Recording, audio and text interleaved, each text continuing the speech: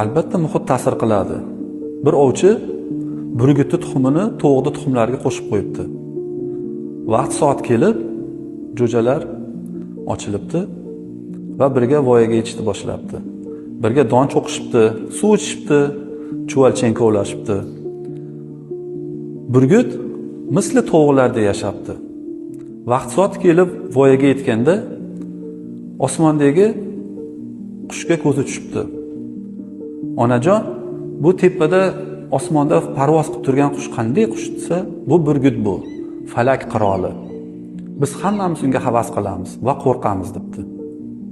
Biz ucha olmaymizmi deb so'rabdi shunda burgut bolasi ona tovuqdan.